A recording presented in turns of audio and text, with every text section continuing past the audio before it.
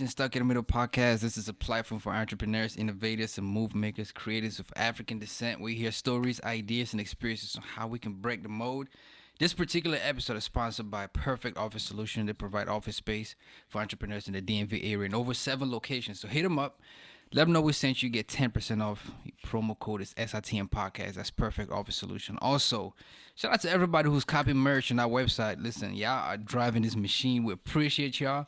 If you share this platform on your social media platform, everywhere, we appreciate you. Go cop some merch. It's SITM Podcast /store. You heard? I'm excited for this episode today. I got a special guest in the building. Shout out to Sir Charles, man. He made this happen. She is, like I said, special. She's the founder of FistsUpAfrosOut and one half of Haze-Haze. Please welcome Hazel Dennis to Stuck in the Middle podcast. How you feeling, yo? Hey, guys. How you doing? I'm good. How are you? That afro is really out. I'm just you. going to start right there. It's out. It's you know, out. It's funny. This week I wore my actual afro because sometimes, you know, I might have like the 50% pieces in there. But I wore my actual afro and then everybody was just like, wow, like... It's out still. I'm like, yeah. I'm about to be really like ignorant because I like Afro inches, like 4C, whatever. I have no clue. Yeah. I was on Twitter when Harriet Tubman came out, and somebody was like, "Why they got Harriet in a 4C in this movie?" I thought that was funny. What's 4C, by the way? So everybody has a different hair texture. Uh-huh. It goes. There's just different categories. So there's a number and a letter that goes to your hair. I'm 4C hair texture. You look maybe like a 4A. I take an A. A means pass. You know what I'm saying? School, you know what I'm saying? Straight A's all day. Yeah, all day. So for you know, so like I said, Charles, he couldn't be here. For those who are, and he really wanted to be here to meet you. For those who are Charles. unfamiliar with you, who is Hazel? So Hazel in a nutshell is a creative entrepreneur. That's kind of how I like to classify it, just because I feel like a lot falls under the Blachaz umbrella. So creative entrepreneur in a nutshell, as you said, the CEO of FistsUpAfrosOut, one half of Haze-Haze, of course. I do have like web series and other different projects that I work on, but in a nutshell, creative entrepreneur. Your background is actually in social work. Mm-hmm. How did you go from, you know what I'm saying, like social work to creating what people know, like, you know what I'm saying, you're popping on IG as, you know, eye-catching photos, you know what I mean, creative apparel, jackets, what you got on right now. Thank you. How did you go from there to there? It's weird. So I've always been like this creative person, and you know, growing up African, there is no creativity, there is no individuality, there is no, you're not gonna do anything outside of academics. So of course in college, it took me a while to actually figure out that I was going to be a social worker, but when I finally did declare my my major, I knew it was something that I was going to be doing for the rest of my life. So I went ahead and got my master's. So at that point, what I didn't know is that, I'm going to be a social worker for the rest of my life, but I can't do it the traditional way of doing it. I knew there was a way that I had to incorporate my creativity into it. Because for a while, this felt like it was just very suppressed. And I had a professor at the time in grad school who told me out of nowhere, the first day she met me, don't ever allow somebody to question your professionalism because of how you dress or what you stand for. I didn't know this lady from a bucket of paint, white lady, they white know her old from, lady. From Adam. From nowhere. And she just said that to me. And at that time, I really needed that. Flash forward to years ahead. She's now like a crazy brand ambassador for like big brands and Vogue and this and that. So that was the very first like representation of an idea of, wow, like I could really be a... She wasn't even a professor. Right? She was a professor. Okay, she was gotcha. a social work professor on the master's level, but she was like one of the most brilliant professors I had ever met, like in general, in any like academic area I was in. And then for her to still be creative and be outwardly creative, like that was big for me to see that be a thing. So she kind of inspired me to do it. But yeah, that's how I went from then to that. How did you know, so like you mentioned earlier, and that's essentially where this platform was birthed from, you know, where we're from. You're from Ghana. Yes. Did you grow up there? Were you born there? I was actually born here. And it's funny, a lot of people don't know that I'm also a Liberian. Some half Liberian as well. My dad was Liberian and my mom is Ghanaian. So half and half. But yeah, definitely born here. I try to go back to Ghana as much as possible because a lot of our family's still there. You're actually going next week? I'm going next week. I forgot December. Man, I'm going back next week. I bet. Can I just enter a bag? Listen, just go ahead and just get inside of that bag because it's at going this to point, be. How long you gonna be down there? Probably for like a month. I'm trying to stay for 2 months. So if I could stay, that'd be good. I've learned that I need that break, that clarity, that peace every year, because it gets crazy in America. Like honestly, if I had it my way, I wouldn't move back and like just be a global entrepreneur at this point. But I know it's more things I have to do before I get to that step. So I'm chilling for now. Is social work still a thing for you? Like, is entrepreneurship 100% all you doing right now? No, social work is absolutely a thing for me. So like you said, with all my brands, they're all different, but what I try to do is incorporate social work within each one. So for example, with FistsUpAfrosOut, people may know it for the apparel side of it, but this is why like every fall and spring I don't have a new collection, or I don't do fashion shows, or there's just certain things I don't do, because the focus of FistsUpAfrosOut has always been the community service, the programs, the activities side of it. And when I went to school, my focus was in social justice and international work. So that's my focus as well. When I go to Ghana, I'm doing FistsUpAfrosOut projects all day long. All year I've been doing different FistsUpAfrosOut proposals for different countries and states and things like that. And even with my web series. So my web series is based in thrift store shopping, because if you don't see me in FistsUpAfrosOut, you're going to see me in thrift store clothes.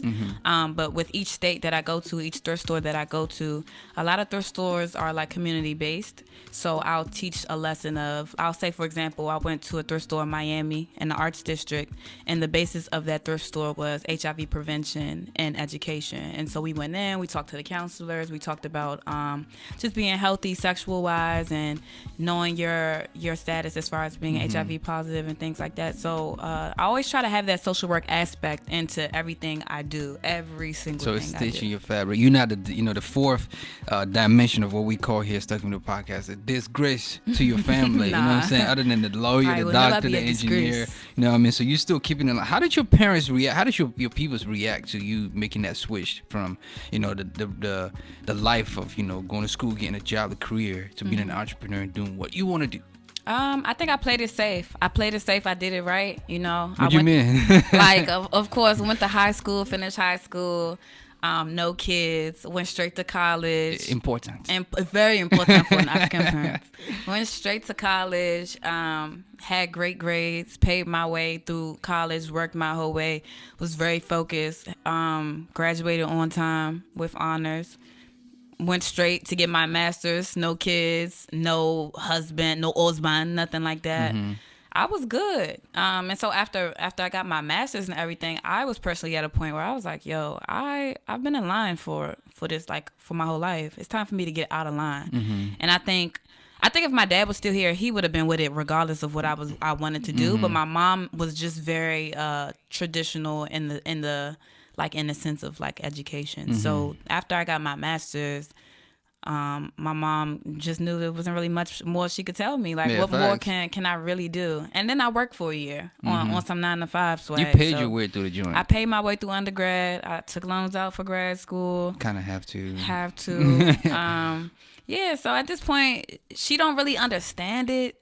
She questions a lot of it, but she's to the point where, like, all right, you did what you had to do, and if anything fails, you could always fall back on your degree. So she's cool with it. Yeah, that's nuggets for all the aspiring entrepreneurs out there. Not aspiring, but like, play it safe, especially when dealing with like the African generation of parents or whatever. But just go crazy and do it if you want to. But here you are working a 9-to-5, and you mentioned you weren't feeling fulfilled though doing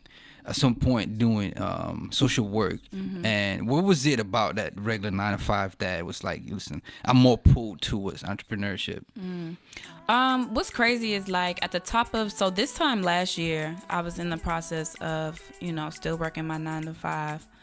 And it just got to a point, and social work is one of those jobs that's just very mentally straining. It's so emotionally draining. And I was working with the homeless population, with children and adults. So just the stories I would see on a day-to-day basis would be crazy. And then turn around and I have my own stuff to deal with when I get home. And just on an everyday basis, it was mentally draining. So I just got to a space where I was just like, yo, like I can't. I knew I couldn't do it, but it was just that I didn't have the money. I wasn't put in a position to be like, all right, I have to quit it. So I told myself 2 years out, like, all right, I'm gonna work this job for 2 years. And on this day, like, I gotta get out. Like, I have to have a plan. You set a deadline to put a plan. Yeah, like, I can't, like, I just foresaw it. Like, this is gonna be an issue. So, okay, 2 years from now, save up this amount of money. You know, whatever's important to you, do this and do that and get out of there. But what's funny is that I now work a 9 to 5 again. A lot of people, I haven't announced it on like social media or nothing, but people like that's around me you know. Gotta brand it. Yeah, exactly. But it's crazy because like I never told people like don't work a 9 to 5. I think it just has to align with what you have going on. Mm-hmm. So like my new 9 to 5, it's only twice a week, and for a couple hours. And this is the first time I finally feel like I'm getting paid like master's degree money. So a part of it before was like, okay, it's very emotionally draining, and I'm not getting paid, but it was also very time consuming. So yeah, we would get off of work at 5, take 2 hours to get home and get settled, and then try to do your work. It would just be like you wouldn't have enough energy to do your own work. So now that I am working a 9 to 5, but it's not like all day every day. It's different now because I can see how it's different working 5 days a week versus 2 days a week for a couple hours, feeling valued by getting paid, and then the quality of work is very different. Yeah. So it was never like a 9 to 5. I just think it needs to align with like you as a personal person. Yeah. A lot of entrepreneurs, you know, we speak with on this play that I speak with, they're like, man, like, you know, just quit and do entrepreneurship. What is it, you know, how can we make the 9 to 5, you know, experience more enjoyable, fulfilling, to the point where that other half of people where it's like, this is not for me, entrepreneurship. I see it, I rate it, but I love working. How can we make that experience more, you know, fulfilling, joyful, so that people can, you know, love their jobs and not feel pressure by social media to want to be an entrepreneur? It's okay to work. Yeah. I think like you said, it's definitely okay to work. I think everybody cannot be a boss. Everybody cannot be an entrepreneur. Like you talking, some people can't even juggle 3 things at once. How you gonna be an entrepreneur? It's fine. Like everybody has to play their role. But I think what it really comes down to is, like, you gotta know yourself. You gotta know what's your future, like what you want your future to look like. You gotta know what your 5-year plan is. You gotta know like what it is you want to accomplish, because if that doesn't align with where you're going, how you're working, where you're working, you're not gonna enjoy your job because you're lost in the beginning. Your foundation is weak. So I think once you build up your foundation and you know what you want to do, just, you know, build everything around that. And then for those people who, I know a lot of people who went to college for their parents and majored in things that they didn't like. So here they are. Keyword for their parents. Yeah, here they are, doctors. You know, they make a lot of money. Money isn't everything, but they're just unhappy. You gotta go back to the drawing board. You have to go back to the drawing board. I'm sorry that you invested 8 years of your life, 10 years of your life, but you want to be unhappy for the rest of your life. You gotta start from scratch, and it's hard, and it's way easier said than done. But a lot of people will waste time trying to figure out like, what's wrong with me? Why am I depressed? Like, but don't want to throw away why they're depressed and why they're throw it away. Start over. Yeah, I was just gonna ask you what your advice was for people who are feeling miserable in the job, because I know a lot, like, you know, and you just answered it. I did a social worker before, and I told one of my cousins, I was like, you know, I was telling him about her, and he was like, what she does, like social worker. He was like, that's collateral damage. You know, from the stories that you mentioned, you know, and just hearing people's stories and bringing that home. But, you know, if you can manage it, then I think. Yeah. I think the biggest part is management. A lot of people ask social workers like, well, so right now I'm a mental health therapist. So a lot of people will be like, okay, you're giving therapy to people every day, but who's your therapist? Like, that's everybody's favorite line. And that's a great question. A lot of therapists need therapy like 100%, because you will go crazy. But it's just finding out like what coping mechanisms work for you and which ones don't. Everybody's different, so I like it, man. Listen, switching gears a little bit, what is FistsUpAfrosOut? Okay, so FistsUpAfrosOut is an organization that I started because I saw that there wasn't, like, everything wasn't unified like I wanted it to be. So down to our people, down to our activities, down to school, down to education, any category you could think of, I'm just like, yo, there's a divide within our people. Like, the dots are not connecting like I want them to. And, you know, with me being a social worker and with me being focused on social justice and international work, I think the first step is to be unified before you can do anything. So that's pretty much the basis of Fist Up Afros Out. So of course I choose to do that through creative arts, but also through programs and activities and events and things like that. So in a nutshell, it's just the organization that aims to unify our people through those channels. It's a whole. It's like an organization, It's not an just an organization. apparel. Nah, never just an apparel. It's cool. Like this is just promotional wear. Like you make something that looks cool, people walk around with it. People gonna ask, where'd you get that from? Oh, what's that? What's that about? Then they learn about this organization. Okay, how can I support? Okay, what can I do? How can I be a part? Oh, they have events. Okay, well if the outfit cute. Yeah. So then how can people, support essentially? How can somebody like, yo, I dig that. You know what I'm saying? We're talking about programs, events, fashion, and unity. I want to be a part of that. Where did it start? Yeah. How did it start? Or where? Getting connected and plugged in. Okay. And, Yeah, I mean, it's real easy at this point. Like right now, I'm in the process of building a team. We're going to go full gear in 2020. And how people can get a part, literally, there's just so much work to be done in different. It's whatever you do. Like if you hit me up and you're a graphic designer, I need you for the flyers. Okay, you can help me with the flyers. If you're a graphic designer and you want to just give me advice or just maybe you should do this that way instead of this way. I had somebody DM me like, yo, your link is long, you should just shorten it. Like little stuff like that. But if you want to be on a bigger scale, like sponsorships and things like that, just email me. Like it's really, I really want people to feel a part of it. I really want people to feel like they're able to connect to it, and not that it's so far-fetched. A lot of like the work that I do now is very youth aimed, because I just remember not knowing where I fit in, like just creatively, but also professionally and educationally, just in so many ways. So like I said, I feel like unity is the key to everything. So yeah, just an email. Crazy story though. I think apparel is a big part of it. FistsUpAfrosOut, it's the face of it, I would say, if I'm wrong. Crazy story I was reading, when you started it, actually you had to take the guy who was printing the shirts to court or something like that. Yeah. What's that about? Yeah, so Fist Up Afros Out originally wasn't supposed to just be one like brand. It was supposed to be a multitude of different messages on different shirts, to kind of push that unity messaging like to where I wanted it to go. So long story short, the guy who was supposed to print these multiple shirts ended up messing every single one up, ended up just taking his sweet time and acting like nothing was wrong. And the only shirt that survived his whole thing was the Fist Up Afros Out shirt. And I think it's a reason, like in hindsight looking back, I think it's a reason why everything played out that way. So there were only two that survived, a white and a black Fist Up Afros Out t-shirt. And so I wore one and my brother wore another one, and we went to the Justice for Else parade, or march I should say, led by Farrakhan in DC. I believe it was like 3 years ago. So that was the very first time that we had like put it out, and it grew legs, and I was just like, you know what, I'm gonna call it Fist Up Afros Out, because Fist Up Afros Out of all of them was one of my favorites for what it like stood for. So like if you look at the logo, you'll see the fist, which of course represents unity. There's a peace sign in the pick cone, which represents peace, which I feel like that's also a basis that we focus on. The afro, I wanted to just represent like a metaphor. Like an afro is freely flowing, it stays up, it sticks up on its own, it doesn't really need anything. And so everything down to the logo is very symbolic to me.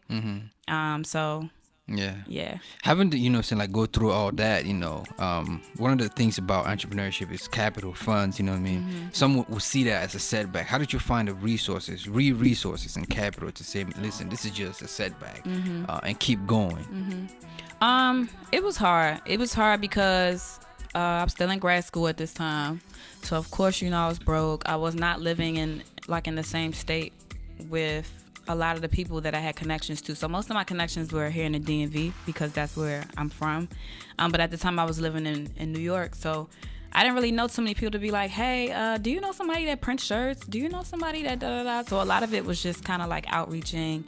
But I took it easy. I didn't start off with a bunch of jackets and a bunch of shirts. I really printed off one shirt at a time, 2 shirts at a time. And then once like I said, once when I went to that march and they grew legs, I just started taking orders as they came. So whatever money the customer paid for, I would literally go and get the shirt made until I had, I think, $200. And then when I had $200, I was able to give the $200 to the printing guy and have him print more. And then I just followed that pattern over and over again. So I think the key is small quantities. A lot of people think they have to start off with the hats and the shirts and the jeans and you don't have to have everything ready. Start off small. It's gonna grow. Start off small, and then also, like, who wants a bunch of like merch in their house or in their storage? Like, save up on space. Just be very economically friendly, eco friendly. You know what I'm saying? But yeah, start small. Yeah. Honing in on the Afro part about it. What do you think there is a misappropriation of Afro, or some might say it's a fad? Like, what are your thoughts on that right now? Go a little deeper. What do you mean? Like, what's the worst comment you've ever heard about your hair? Oh, I mean, a lot of comments. It's crazy because people will hate you for how you naturally look or how you naturally perceive yourself. So every black person, well, I'm not gonna say every black person, but most black people look different across whatever spectrum, whether your different shade or your hair texture is different. Like we were talking about the different hair textures, and that's why they have those, so you can classify. But yeah, people gonna say what they're gonna say. That doesn't bother me at all. But I think it comes with the territory. Whether I had straight hair, people gonna come for me. Whether I had long hair, people gonna come for me. But I think that's why it's important, even just outside of my organization, it's important to research things that you support, because if people were to really research FistsUpAfrosOut, they would understand like what it means, what it symbolizes, what it was meant to symbolize. You know what I'm saying? Like, so if they don't do their research, then that's on them. If they feel a certain type of way of how I look, that's on them. If they feel a certain type of way because you want to wear your hair like that, then that's on them. But again, ignorance is always like, it's rooted in ignorance. So how much effort and time do you spend on your hair? Oh, it depends on the day. I know you guys might see me in like pigtails one day. That my hair type is that type of it just behaves how it wants to behave. So most times the Afro is easier for me because it's just like, okay, it is going to be what it is. But if I have like style, like bantu knots or braids or twists, it might be a little bit more effort, but it depends on the day. Do you take it to work? I mean, you already laid it out like you don't care. Oh yeah. You know what I'm saying? Like the white man looking at you. Yeah. Granted, we don't care what they say, but is that a thing in the back of your mind? It's funny you say that because that used to be a thing I used to focus on really hard. I used to even focus on stuff like, okay, I need to be speaking properly at all times at work, and I'm gonna wear tracks to work every day, straight hair. Like, it's so tiring, and I feel like in hindsight, thankful that I did an opportunity to live in New York, because it's the most diverse city in America. You see so many different people, and I would go to work. This before I was working. I would go to my internships, and I would see my white bosses cursing, talking any kind of way they wanted to talk, using slang, coming with purple hair, pink hair. And I'm just like, what makes this any different from me? Like, I want to come in here with my pink hair, my blue hair, da-da-da-da. After a while, I just started doing it. But I think what saves me a lot is that was an internship, so they wasn't about to tell me I couldn't do it. And then when I was doing it in like at like a real 9 to 5, I was back in PG, and PG is like all black people. So what y'all really gonna tell? Y'all used to seeing afros, y'all used to seeing locks. So that's not to say that anybody else can just get up and go to work like that. I do understand that it may be hard for somebody else, but in my personal experience, it's worked for me so far, and now that I'm where I'm at professionally, I don't think I would ever purposely like want to change my hair to appease anybody. Like, at this point, you're just gonna get what you're gonna get, and that's it. So is this one your hair? No, it's half and half, 50%. So you have 50 here and you have 50 there. But yeah, so on days when I wear like the 50-50, people be laughing when I say 50-50, but it really is 50-50. When I had a 50-50 in, it's because like it's either too cold outside, or like here in the DMV it gets really humid. So like my hair for 4C hair is very common for like starting off like this, and then you go outside and it's humid, and then it's like we can't have that. we can't have my fro looking like this when I leave the house, and then looking like that. Like we can't have that. So, yeah. What's the best comment you heard about your fro? I don't know. People say stuff like, "You look like you smell like shea butter." White people be trying to be funny and be like, oh, "Can I touch it? Can I touch it? Is that a bird's nest?" Whoa, like, whoa, talk about. I hear all type. Like I hear the wildest That's the best stuff comment you could ever think of. Like, is it hot under there? Just anything you could even think of, and you'll be surprised. Even in Africa, you're gonna hear it. Natural hair is just now being like super embraced in Africa, and it's still a process. But of course, if I pull up in Ghana like this, what you think they're gonna say? They're not gonna just look at me like it's cool. My mom even be like, "You look like a witch. Why do you wear your hair like that?" So it's really engraved into the culture. So I mean, you're gonna get what you're gonna get with me. Switching gears a little bit. You said, this is quote, thrift shopping has influenced my life because it gives me a chance to travel without traveling. What do you mean by that? You mentioned thrifting a little bit earlier. It's a big part of what you do right now. Thrifting, it gives you a chance to travel without traveling. What do you mean by that?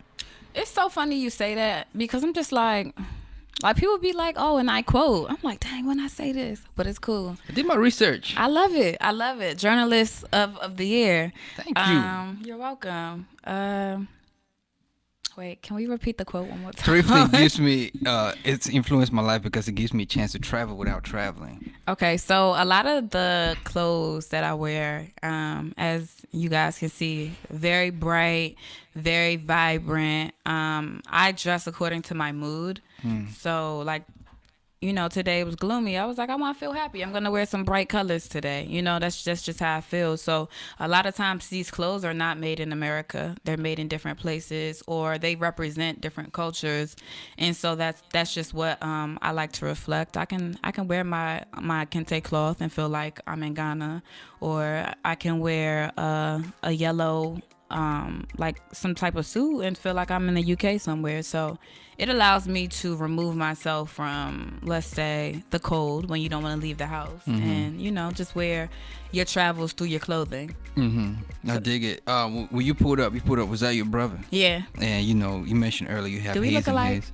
I didn't really peep him. Okay. Yeah. Y'all do know? I don't know. Is that something you get a lot? He's much taller. Yeah. He's All older? my brothers are taller. He's younger than me. What do you rank in terms of siblings? I'm second. There's 7 of us. Ay, why mami one pa? Yeah. Ay. Yeah. So I'm the only girl out of 6 boys. There's 7 Protection. of us. Yeah. You going to Ghana by yourself? I am. One of my brothers might come a little later, but for now, I think I'm going by myself. She's gonna come out with a husband, y'all. Everybody keeps saying that. Y'all. Okay, we're gonna play this over. If I come back with a husband, my mom just told me that today, like before I came here. Are you looking? I'm looking. I'm ready to have kids. I'm ready to be married. I'm ready for all of that. But it gotta be the right type of situation. What the DMs looking like then? DMs looking. Because you're on Instagram, what I'm saying, Haze-Haze, and you got Feast Up. Everything is popping. Yeah. You're killing it. It's crazy. Like a lot of people would assume that like my DMs is crazy. They're really not crazy. They're dry. They not. I mean, They're like it could moist. be a good thing. Yeah. It could be a good thing because like I don't need the nonsense in my inbox. And then when people do come in my inbox, it's usually like they come correct. They come correct, or so they think they come correct. So I don't know what it is. Like I don't know if my persona maybe it's like filters out a lot of the bull, but I don't know. It's not as wet as people think it is. Like it be chill. With somebody like you, influencer, somebody who has a face out there, and with the afro and your branding, it attracts a certain kind of. Would you agree? A certain kind of people. Yes. I didn't think so before. Would it scare you? Do you think it scares guys away? Like dang, I would click on a girl, she got upwards of 7K followers and up. I immediately exit. Guys have told me this before. I don't know. I guess because I know myself and I was everybody. speaking for a lot of guys. Like these is things that we do. So legit. This is like legit. This is the thing. Like it's weird to me. It's like how are these numbers? Like first of all, social media is a real thing, but at the same time, I'm like. I just be thinking everybody's on the same thought process as me and understands me as a person, but I'm just now recently starting to like understand like, nah, like some people see the numbers and some people might see the pictures and might assume like you're a certain way. And to the point where like even I meet people in person, especially guys, and they'd be like, wow, you're so cool. Like I would have never guessed and da da da da da. And I'm like, why would you think anything? Like, why? Oh, you have da da da followers. I'm like, but what does that mean? Like, I low key will be making a fake page. She's making a burner account. I am. So when I meet people, because even when I meet people in person, I'm like, oh yeah, let's follow each other, and they see me, they're just like, whoa. Because the assumption is your DMs is flooded, so I'm gonna, it's traffic jam. I'm gonna be queued up. They really not. They really not. So what is Haze-Haze? So Haze-Haze is kind of like a visual. Like, I don't want to say a visual agency just yet because we're not there, but it's just something me and my younger brother started. So like I said, there's 7 of us in total, and out of all of us, him and I are the same. I ain't gonna say the same. We're similar as far as like dressing goes, and a little bit of our attitude. He's a little bit more OC'er than me, but for the most part, we're like the black sheep of our siblings. And so we would go out all the time and take pictures, and people would always compliment our outfits, and we was just like, we should start an Instagram. This is before it was a thing to like do photo shoots crazy. It was before it was a thing to shoot with your siblings. We was really just doing it for fun. And because we were like one of the first ones online to kind of like do it, it just like blew up. But at the time I wasn't living like in the same state as him, so it just became difficult to like continue to keep it up. But it's cool because it just showcased our creativity in different ways. So he's more visual arts, more like behind the camera, editing, videography, whereby like I'm the opposite. So the aim is for us to eventually start a creative agency where we're able to provide these services, not just through us, but through other people as well. And the aim was just that you can go into business with your family. You can love your siblings. You can create art with your siblings, and like be close to, like make it cool to be close to your siblings. And partially, like I said, it comes to social work because like what I've learned dealing with families is that a lot of families are separated. You know what I'm saying? A lot of families are separated, especially in like the African and Black community. And that's just something that I just wanted to just turn around and not have be a thing. We used to do posts every week where we would post like people sending your pics of you and your siblings, and we would post it on the timeline or things like that. So that's Haze-Haze. I dig it. This platform was started by my brother, and we hosted it for a number of, I think, 2 years until he moved. So yeah, it's dope. It's dope to go in business with your family. Yeah. We've had conversations about like nepotism and things like that. But yeah, it's if it works, do it. Yeah. And so with that avenue, you also host a web series. Interviewing entrepreneurs, stylists, and people like that. First off, what I'm saying, Stuck Community is trying to be a part of that. Come through, get interviewed. You know what I'm saying? What is that about? Who do you speak to? Who do you invite on your web series? Things like that. What do you talk about? So I'm thinking you're talking about Don't Box Me In. Yeah. So with Don't Box Me In, which I have so many episodes I need to upload. I'm sure you understand because you have a podcast. That whole thing is just a job on itself. But yeah, my main thing is to highlight up and coming artists.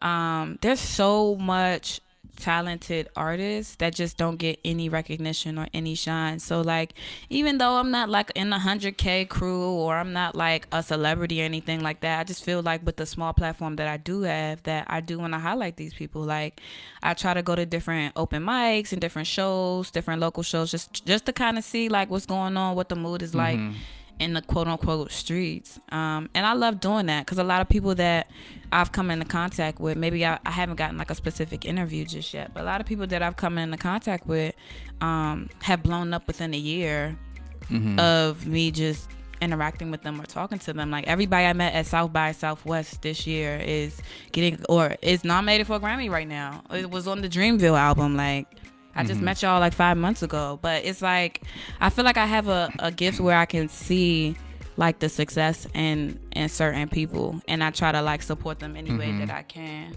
So that's more so like what I try to do when I interview. I dig it. You mentioned earlier, seeing a hole, seeing a need, that need for unity, and trying to plug that hole, which is one thing that I encourage somebody going into entrepreneurship or anything like that, follow your passions. Where do you see that right now as far as an African community, Black people community, the unity, and where your brand has taken it right now? That's a great question. I see it crazy in the African community. Oh, we I mean, it's half and half, right? Like on the music side, definitely very unified. You know what I'm saying? You have all the Afro beats artists right now coming together, trying to make it pop in the States. We've been popping in our own countries, but now we're like, all right, it's only a few of us. Let's come together. Let's get this done. I love that. But then you have, on the other hand, you have situations like, people on Twitter being like, oh, Burna Boy don't want to come to South Africa. Well, da-da-da-da-da, like, fuck it. Or, you got people in South Africa having legit slaves or wherever. You know what I'm saying? So it's different depending on what you're talking about. For the most part, I feel that we are, if it's not unity, I feel like we're on the road to becoming way more unified. I think people being aware that we're not unified in different ways, whether that be when things happen, when people don't come together in their communities, whether it be when a tragedy happened and people do come together, it gives people an idea of the levels of where we are, and it makes them move how they need to move. So yeah, we may not be a complete unit right now, but I definitely feel like we're moving there. And FistsUpAfrosOut is still a baby. Like, we haven't hit the 5-year mark yet. But even with my organization, like, I see it, like the different events that I do, the different people that I interact with, even the different corporations and companies, and even other entrepreneurs that I reach out to or that I speak to, that kind of tell me that I'm way more established than me, and that kind of tell me like, you're on the right track, on the right track, keep it moving, keep it going. Or just anything. Like, I could be anywhere and somebody be like, ain't you FistsUpAfrosOut? I'm like, yeah, that's me. Yeah. So it's cool. It's a process though. It's cool. So what's your advice, for a younger person looking to explore their creativity, or somebody just feeling stuck right now? I would say just go through the motions. Like, allow yourself to go through the motions. Do not try to rush the process of that. That might look like a year of you taking a break to really meditate on what you need to figure out. That might look like 3 months, That might look like you having to go to another state to figure it out. Maybe you got to start work. Like, it's just different things that you have to do. But my biggest piece of advice is just keep it real with yourself and give yourself that time. Don't look at anybody else but yourself, and just really get in the habit of knowing yourself in every avenue. Like, on every day, I always felt like, from when I was a young girl, like, I always felt like I knew, like, I had a very good idea of who I was as an individual. But now that I'm getting older, I'm just realizing that you learn stuff about yourself every single day. And I think you have to want that. You have to have that in you to be like, I'm going to learn something new about myself every day. Like, don't be closed off. Don't think you as a 21, 22, 23-year-old, this is you. Like, that's not the end of the road. We got decades left. Lord willing, we got super decades left. So it's just like, be open. Don't rush the process. And don't look at anybody else's plate. Eat your own damn food, okay? Like, we're not looking at nobody else or what social media is telling us we need to be at, or none of that. Like, just do what you got to do for you, and it'll work itself out. I dig it, man. Listen, we have had the pleasure of speaking with the founder of Haze-Haze. She is one half of Haze-Haze and the founder of FistsUpAfrosOut. Hazel Dennis, appreciate you coming through, kicking it with us. Thank you. You're about to be on your way to Ghana. Yeah. Have fun. Thank you. We're gonna play this back when you bring that husband. Yes. Yes. I'm be scared, y'all. If I bring back a husband, I'm gonna be like, yo, y'all put that husband juju on me, man. You gonna come get that green card and dip out on you? Listen. Hey, no, we're not. We're not having that. We're not having that. Appreciate you coming through, Thank fam. you for having me. Appreciate you guys. Yeah. Likewise, this has been great. Listen, if you enjoyed what you heard, what you watched on YouTube, hit that subscribe button and the ringer so you get updates every time we drop something new. I'm Flex. This episode has been sponsored by a Perfect Office Solution. Again, use that promo code SITM Podcast. You get 10% off if you're looking for professional, flexible, affordable office space in the DMV area. Hit them up. Let them know what sent you. That's Perfect Office Solution. Again, Do screenshots, share the link in your group chats, the WhatsApp groups, all that good stuff. Let people know what we're doing out here. Appreciate everybody who supports us buying merch. It's a great thing. It drives this machine. Got Chiri in the building, got mine in the building. Shout out to AK, shout out to Charles. This has been dope. This is Stuck in Your Podcast, and we out. Whoop, whoop.